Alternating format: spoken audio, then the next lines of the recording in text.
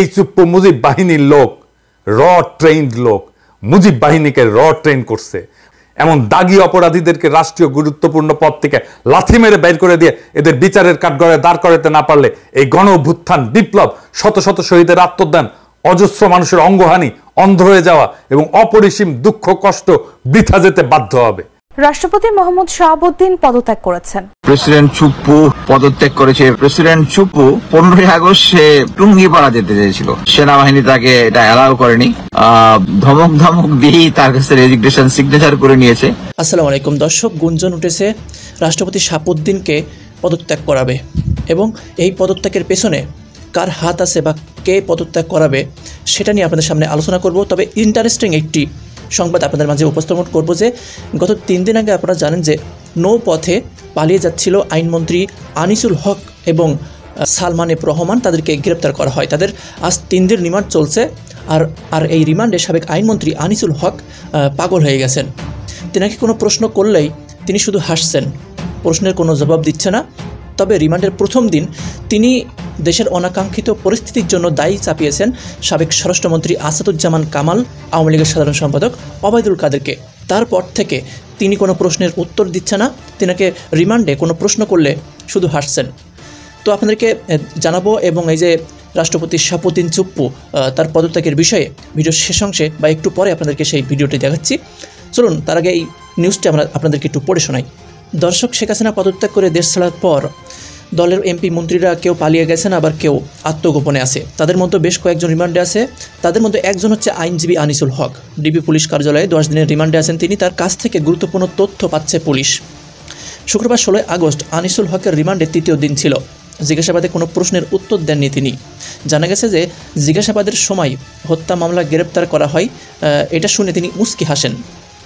এ সময় সুপ্রিম কোর্টের অবস্থা জানতে চেয়েছেন তদন্ত কর্মকর্তাদের কাছে। কারা নতুন করে বিচারক হিসেবে নিয়োগ পেলেন সে বিষয়েও জানতে চান আনিসুল হক। জিজ্ঞাসাবাদে একবারে স্বাভাবিক ছিলেন তিনি।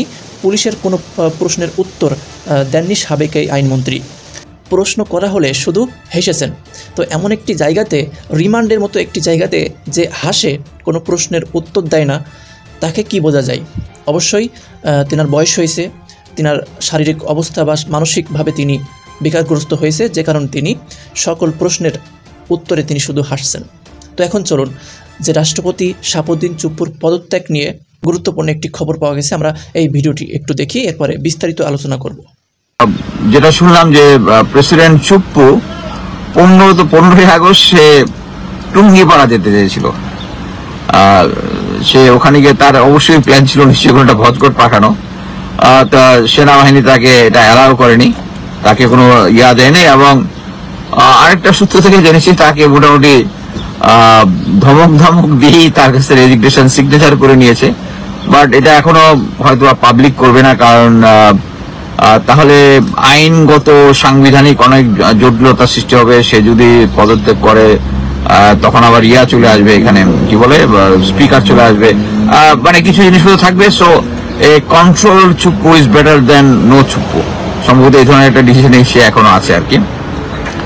আর একটা সিভিল কোর গল্প আমরা যেটা শুনেছি এটা সত্য। আমি এটা নিয়ে লিখিনি, কারণ নিজেও ফ্যামিলি নিয়ে ব্যস্ত ছিলাম।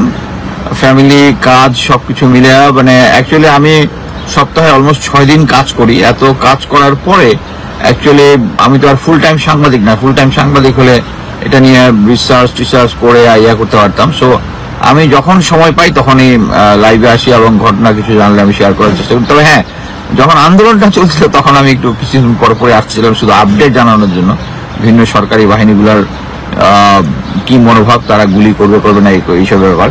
বাট এখন আমি অ্যাকচুয়ালি ওরকম কন্টিনিউয়াস লাইভ করবো এমন না। যদি কখনো কোনো কিছু ইম্পর্টেন্ট কিছু থাকে তাহলে আসবো। আচ্ছা, যদি কোনো কোশ্চেন থাকে আমি একটু কোশ্চেনগুলো নিই। So please kindly watch Dr. Colonel Shahiduddin Khan and share you thought. বুঝি নাই। Please kindly watch Sir Dr. Colonel Shahiduddin Khan and share. একটা লিঙ্ক দেওয়া আছে, আমি জানি না কি এটা, এখন দেখার সময় নাই। আরো 4 জন উপদেষ্টা নতুন করা হলো। এই হচ্ছে তার সবাই নাকি 11তে যুক্ত ছিল। এই বিষয়ে আমি অ্যাকচুয়ালি তাদের সম্বন্ধে তথ্য না জানলে আমি তো কোনো কিছু বলতে পারবো না। বাট আমার একটাই হচ্ছে যত দিন যাচ্ছে এবং এভরিথিং ইজ আন্ডার কন্ট্রোল। আমার কাছে ওই যে সেনাপ্রধান ওদিন যে একটা বক্তব্য দিলেন যে তারা পলিটিশিয়ান মিনিস্টার কিছু লোকজন তাদের কাছে আশ্রয় চেয়েছে, সে অনুযায়ী তারা আশ্রয় দিয়েছে। এই ঘটনাটা অ্যাকচুয়ালি পুরোপুরি সত্য না। পুরোপুরি সত্য হচ্ছে বিভিন্ন জিওসি, তারপরে বিজিবি হেডকোয়ার্টার, পলিটিক্যাল এই নর্মালি যারা ফ্যাসিস্ট সরকার তারা পার্সোনাল রিলেশন রাখতো বিভিন্ন জেনারেলদের সাথে বিভিন্ন জায়গায়। সো ওই পার্সোনাল রিলেশনের উপর ভিত্তি করে বিভিন্ন জিওসি তাদের স্থানীয় এবং বা জাতীয় পর্যায়ের যারা আওয়ামী লীগের নেতা মন্ত্রী ছিল তাদেরকে সেফ প্যাসেজ দিয়েছে, কেউ কেউ সেফ হ্যাভেন দিয়েছে, তাদের ক্যান্টনমেন্টে থাকার ব্যবস্থা করেছে।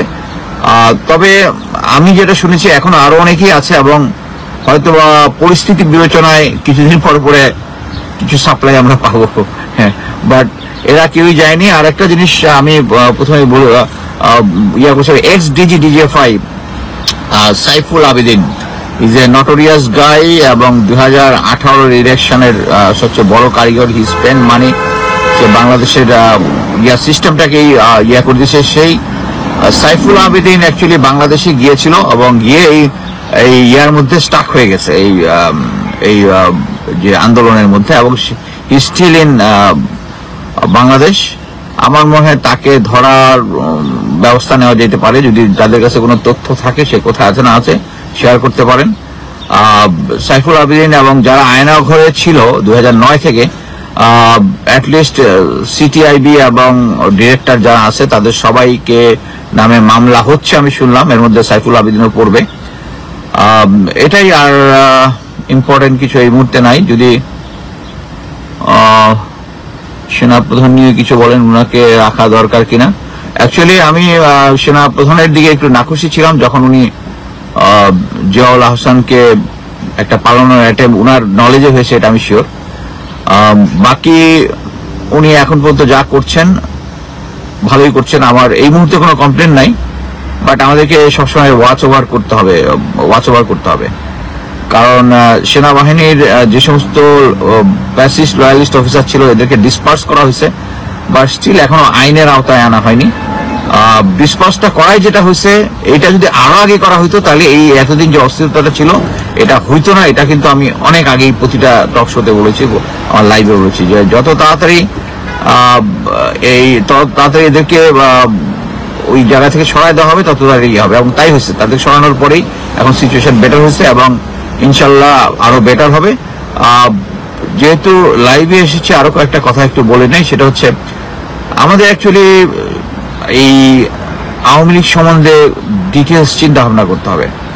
আপনারা একটা জিনিস দেখেন যে আওয়ামী লীগ একটা রাজনৈতিক দল হিসাবে আমার কোনো সমস্যা নাই, কিন্তু এই রাজনৈতিক দলটা নিজের ইচ্ছায় বা অনিচ্ছায় এবং তারা যে ভারতের পদলেহন করে, যেটা বাংলাদেশের সম্মানকে ধুলুণ্ঠিত করে, এবং যারা আওয়ামী লীগকে সাপোর্ট করেন তারাও কি এই জিনিসটা বুঝেন না যে আমাদের ভারতের কাছে আমাদের মান সম্মানটা নেই, তারা যা শেখ হাসিনাকে স্লেভ হিসাবে ইউজ করে। তো দর্শক, আপনারা পুরো আলোচনাটি শুনলেন যে রাষ্ট্রপতি শাহাবুদ্দিন চুপ্পুর পদত্যাগ নিয়ে যে গোপন একটি তথ্য দিল।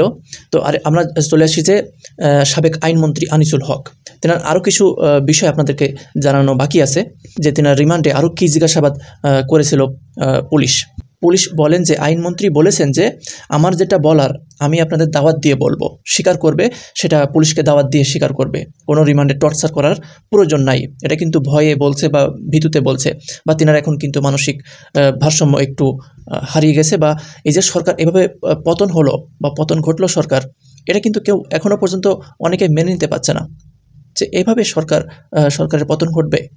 তো দর্শক, সবাই ভালো থাকবেন, আল্লাহ হাফেজ।